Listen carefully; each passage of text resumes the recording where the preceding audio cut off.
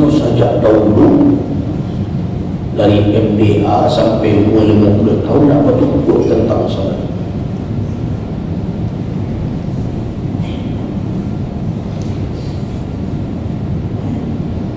Aneh. Padahal kita ngaji kaji di buya-buya itu saja, inna awwala ma yuhasabu bihil abdu, sesungguhnya awal yang akan dihisab hamba kelak di hari akhir apa? Salat. Nah, sudah mendengar kaji itu anak terasa kira-kira dialah ilmu di PSD dulu ialah cukup gitu. Di situ kelalaian. Ini baru berbicara tentang apa? Tentang menunaikannya, memenuhi rukun dan syarat. Belum kita lagi berbicara tentang maknanya, tentang kualitasnya, tentang kehusukannya. Ada cukup dia kaji nama SD dulu dulu. Ini wajah tu, wajah orang tidak tentu dulu.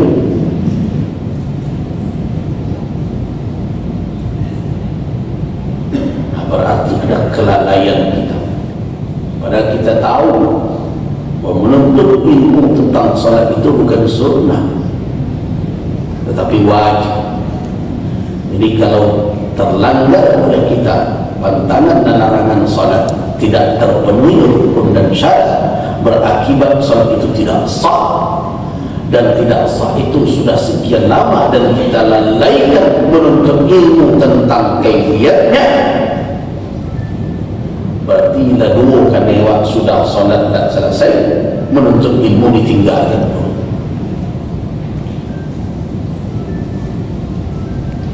Nah, kelalaian itulah dan kini kawat japui balik entah lain kata japui atau tidak. Bapak itu ini tak sekarang dulu cahaya dalam dulu 5 di kanan, 5 ke kanan, kini 5 di kanan, 7 ada lubuk.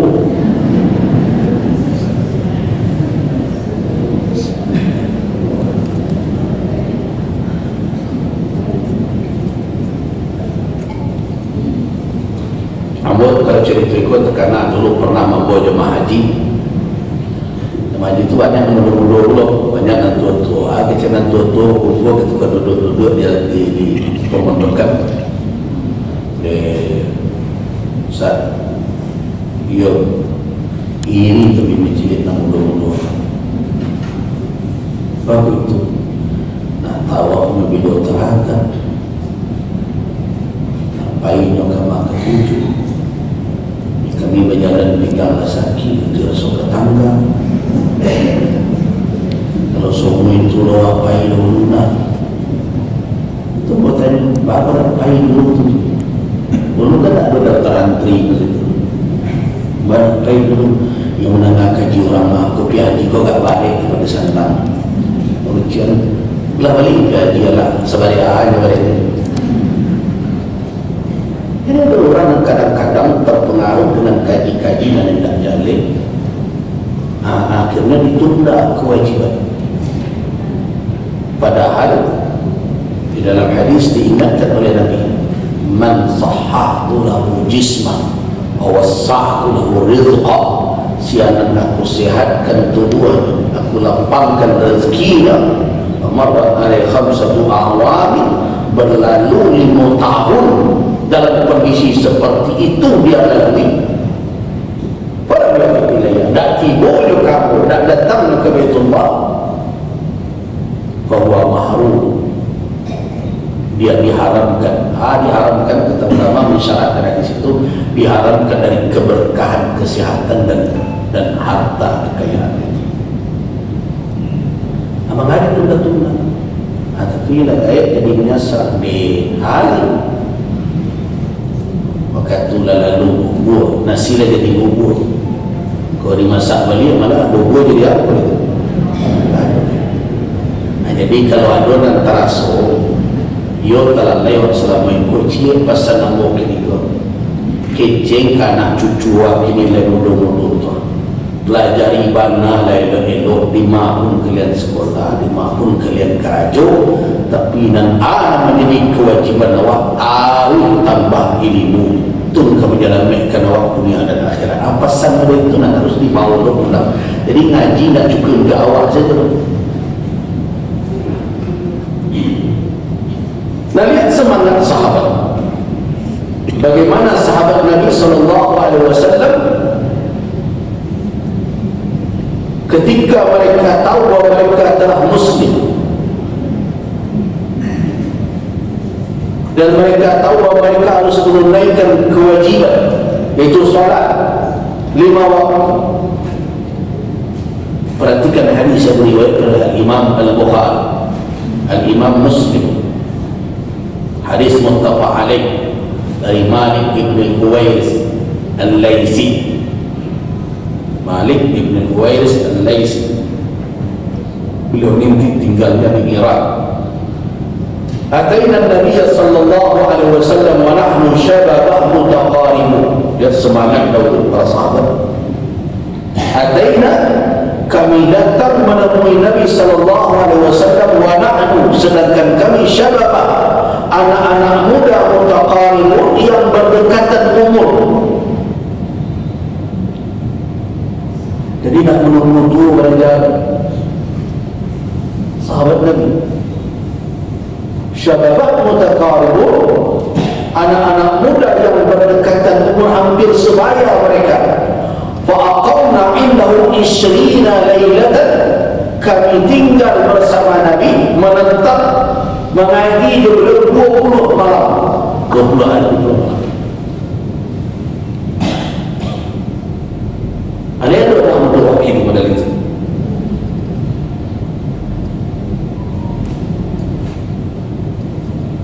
Ada jemaah yang datang bertanya, "Buya cucu ambo, ambo kan kau dapat masuklah ke perguruan tinggi Islam, kau dapat belajar ke Timur Tengah, tapi nak ambo aja doh. Nyo nak belajar teknik sipil, nyo nak belajar arsitek." Ibu hati dia kata, "Mana ibu hati? Kalau itu nak ketujuh di sini dan itu bakatnya, salurkan badan. Ilmu itu pengorban. Islam tak ada mendikotomikan ilmu ke ilmu agama, ke ilmu tidak agama.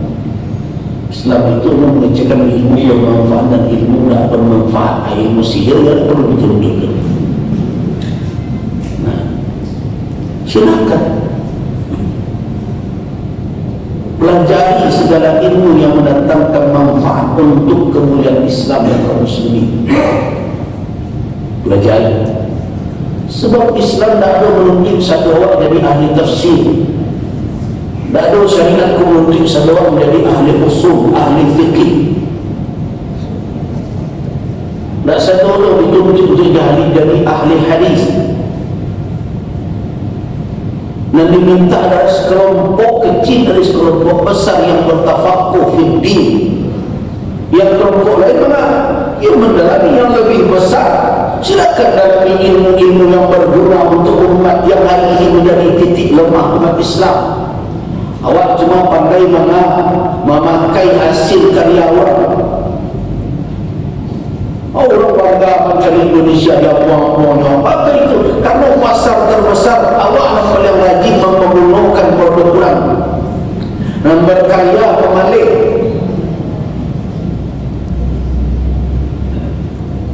Itu yang terjadi.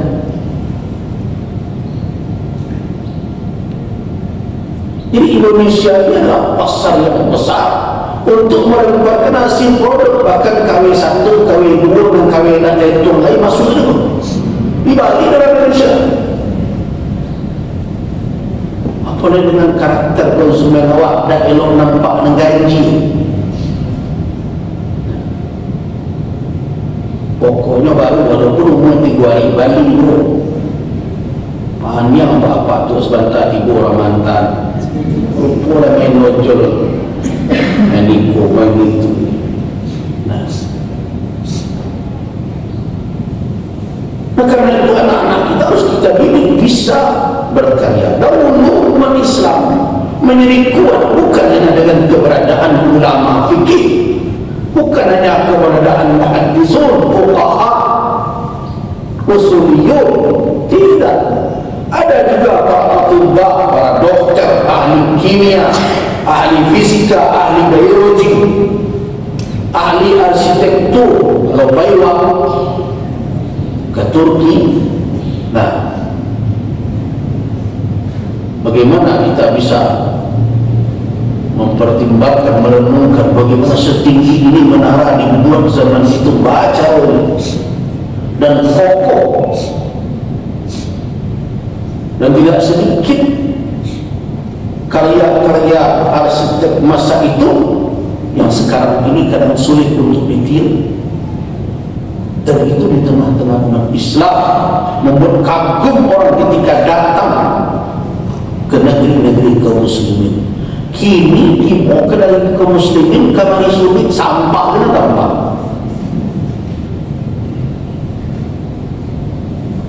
Bagaimana dahulu kota dibangun dengan penataan yang baik, musaji bima, di jalan ada tempat minum berbagai macam. Kini tidak, di mata gak bangun sudah bangun rumah orang akan bangun rumah lain aliran lagi ya waktu kalau orang bagi berbagai macam. Nah, banyak perkara keilmuan untuk menata dunia ini demi kemaslahatan umat. Jadi tidak satu harus jadi ahli tafsir. Tapi Abu pesankan, dimanapun anak cucu kita itu belajar, dimanapun dia bertugas, yang pertama jadikan ilmu dituntut membawa manfaat dan maslahat kepada umat, kepada negeri bangsa ini. Dan yang kedua, jangan lupa ada ilmu yang wajib yang menjadi kewajiban kita yang harus dituntut, karena itu adalah pertanggungjawaban kita di hadapan Allah. Jadi masuknya ke teknik sipil silakan, masuknya ke situ silakan, masuknya ke biologi silakan, tapi solat aja ayo tambah ilmu kamu, dan halal dan haram dan lupa. Kalau ragu tanya, kaji itu, sediakan waktu untuk itu. Begitu komitmen mengarahkan generasi muda.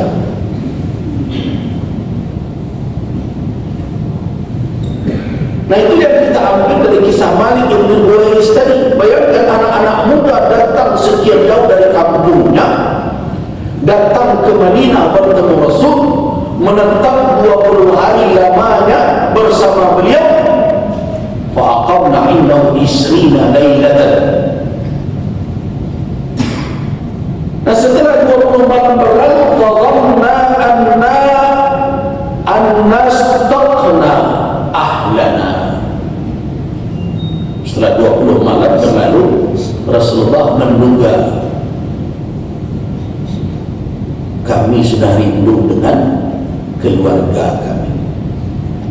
Wasa'alana, dan beliau bertanya kepada kami, amman tarakna fi ahlina, siapa yang ditinggalkan di kampung. Jadi begitu, guru yang mengerti, yang arif, bijaksana.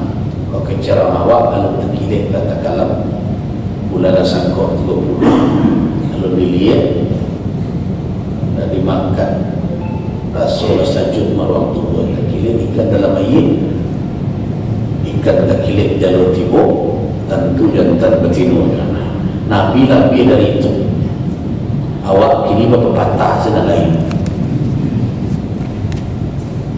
20 malam Nabi tentu mengerti. Kau anak-anak muda mungkin ada pengantin baru bagai tidak tahu, pokoknya ada keluarga yang ditinggal. 20 malam Nabi menduga kami rindu ke keluarga kami, sehingga beliau bertanya, amman tarakna fi ahlina, siapa kami tinggalkan di kampung, di keluarga. Akhbarna, maka kami beritahukanlah kepada beliau, ada mungkin meninggal istri, ada meninggal anak, berbagai macam. Aku juga jadi dasar kok. Kadang-kadang kan ada orang yang ingin baik berbagai macam, bertinggal ini 2 bulan tak susu kadang-kadang. Jadi begitu lo sempurna kaji. Anggota masuk dan tak sependapat tentang itu. Apalagi di tengah-tengah kita ada ulama tempat kita belajar. sudah belajar di sana. Mendengarkan itu apa kata Nabi? Irji'u ila ahlikum, pulanglah kalian ke keluarga lain, kata Nabi. Allah tu 20 hari lah cukup, pulang. Fa'allamu, maka Nabi mengajarkan mereka, memberikan petunjuk. Fa'allimu, kata Nabi, ajarkan ilmu yang telah kalian peroleh selama 20 hari ini. Alimu, sampaikan pula ilmu ini kepada keluarga kalian. Wa'muruhum, dan perintahkan mereka. Ada diperintahkan oleh Nabi, ada diperintahkan oleh syariat, perintahkan pula anak istri awak, keluarga awak dan tinggal. Nah, muncullah kalimat. Hadis ini biasanya yang dipenggal saja. Sebenarnya ada kisah seperti tadi. Apa kata Nabi?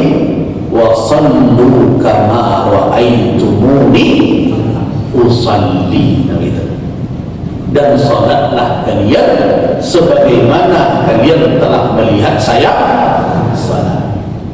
Jadi rupanya beraja kok indah hanya sekedar mandang aja terima, termasuk mencari yo. Atau makanya kalau awak beraja, potensi untuk penerima ilmu kok dipakai satu mata, telinga, pikiran, hati, badan, maduk seluruh. Dulu kami ada punya dosen, kalau belajar itu ada dosen Miriam dia ingat modal itu ini mencek situ ada itu bimbang ya wala tak istiqbil dia maduk kamu.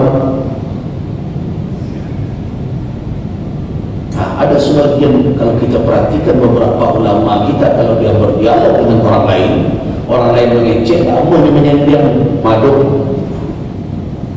Kenapa? Mungkin dia terlatih gurunya, kalau menuntut ilmu sado harus madu ke orang. Jadi kalau menyediakan, saya dialog ibu ilmu itu lagi segini menghadap Ustaz bin Bilal wajib menghilangkan ada dalam wajah berwajah gitu. Jadi pikiran, mata. Kenapa? Karena kadang kita tidak mendapat ilmu hanya yang dari yang didengar. Kita mendapat ilmu juga yang dari kita lihat. Bahkan tidak sedikit yang kita dengar itu tidak jelas maksudnya melainkan setelah kita baru kau orang cakap doa. Nah, baru orang cakap doa. Kamu ada mencari ini ketika menulis. Padahal menulis sedang galak, awak bayang sedang menyanyi. Ini sedang senyum, awak bayang sedang berang-berang. Nah, semua dia orang bahagia doa. Tersinggung dalam batunya cemian kamu. Padahal ikut ada cemiannya sebenarnya karena tak nampak. Itu makanya amal cek-cekan. Ketika ada yang bertanya, lain bisa majlis keilmuan digantikan dengan majlis YouTube, majlis TikTok dan majlis WPA? Saya katakan tidak. Tidak akan bisa.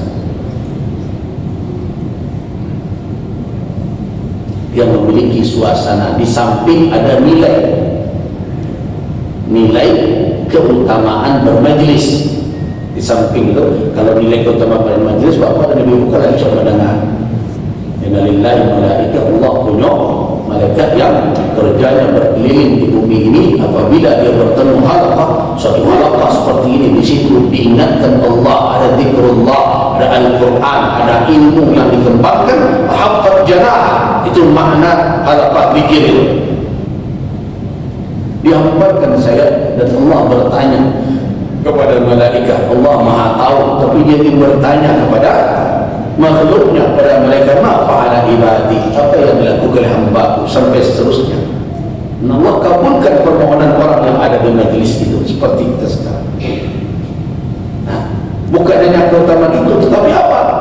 20 nuansa keilmuan akan berbeda antara majlis dengan pertemuan di media sosial.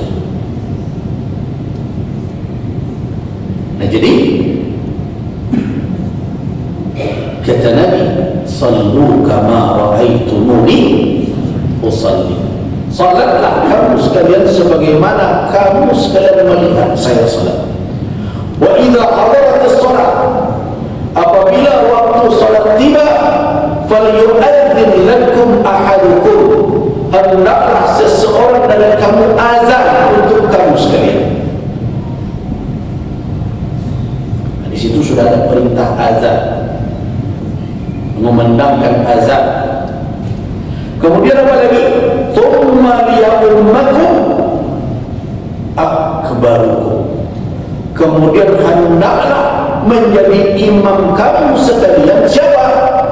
Yang paling tua dari kalian. Nanti ada, kita akan sampai pada kaji itu nanti tentang salat berjamaah.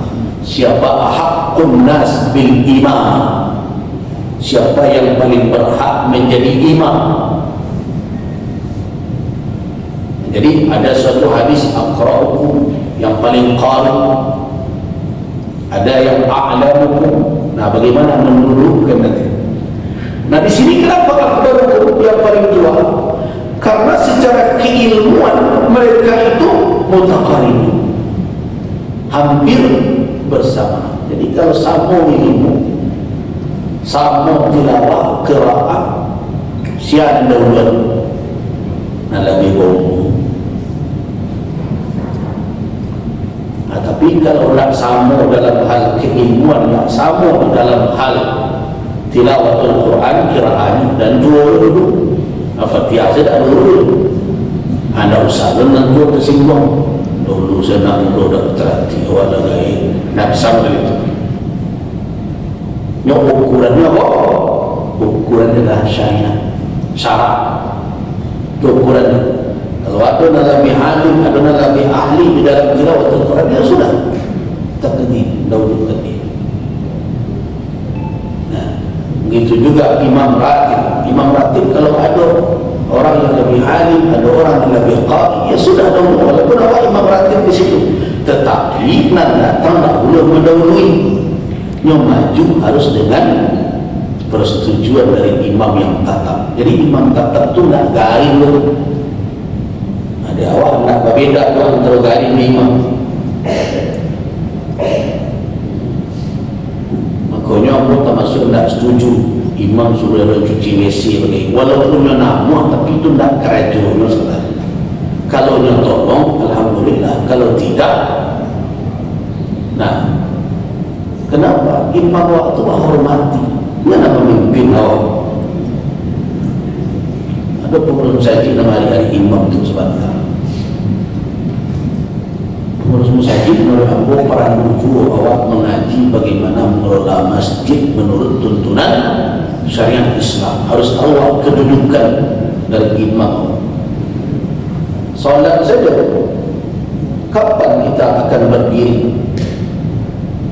Kalau salat sudah diiqamatkan, pendapat yang kuat, kalau dalam kajian yang saya kaji, pendapat yang kuat berdirinya bukan ketika hiyalas salat, bukan ketika qada qamatus salat, bukan ketika awal iqamat, bukan ketika akhir iqamat, tetapi bila tagak awak ketika imam awak tiba. Kalau lah tiba ketika yang tagak, itu baru awak tagak. Belum tagak imam awak lain, awak belum tagak lain, belum tiba imam awak lain, awak duduk saja. So begitu perintah Nabi, la taqumu hatta tarawni, jangan kalian berdiri sampai kalian melihat ku masuk. Kan kalau diposisikan masjid Nabi, rumah Nabi kan sebelah kidal dari mihrab. Kalau orang maduk ke Ka'bah, maduk ke kiblat, lima rumah Nabi, kamar Aisyah sebelah kiri. Ibarat di situ. Nah, pintu kamar Aisyah itu langsung masuk ke Rawdah, langsung masuk ke Masjid Nabawi, ke dalam Rawdah. Nah, sahabat menunggu. Keluar Nabi dari pintu muncul, baru berdiri. Itu ada. Akan banyak mengkawal kaji saudara. Jadi di sini kenapa dikatakan tsumma liyummakum, kemudian hendaklah yang menjadi imam kamu adalah akbarukum, yang paling tua, karena secara ilmu mereka mutasawi, mutaqaribi, saling berdekatan. Ilmunya sama 20 hari baru satu ini. Nah itu makanya di sini akbar. Kenapa di hadis lain aqra'ukum, yang paling banyak, yang paling qari, yang paling banyak Al-Quran, karena ilmu sudah tidak lagi berdekatan. Nah dari sini dapat kita ambil pelajaran bahwa menuntut ilmu tentang salat adalah suatu kewajiban dan perkara yang tidak boleh dianggap enteng. Nah bagaimana kalau seseorang meninggalkan menuntut ilmu tentang salat sehingga dia tidak bisa menunaikan ibadah itu karena dia telah masuk Islam? Orang itu melakukan kemaksiatan yang berganda. Loh kok berganda? Satu, dia tidak menunaikan kewajiban yang menjadi kewajibannya, yaitu salat. Yang kedua, dia meninggalkan kewajiban menuntut ilmu bagaimana melaksanakan. Jadi dua kewajiban yang ketiga, karena sama-sama wajib. Balik maka kaedah tadi, ma la yatimul wajib illa bi fahuwa wajib. Yang tak sempurna kewajiban melainkan dengannya, berarti dia wajib pula. Berarti kalau tak bisa melakukan salat tanpa ilmu tentang salat, berarti menuntut ilmu tentang salat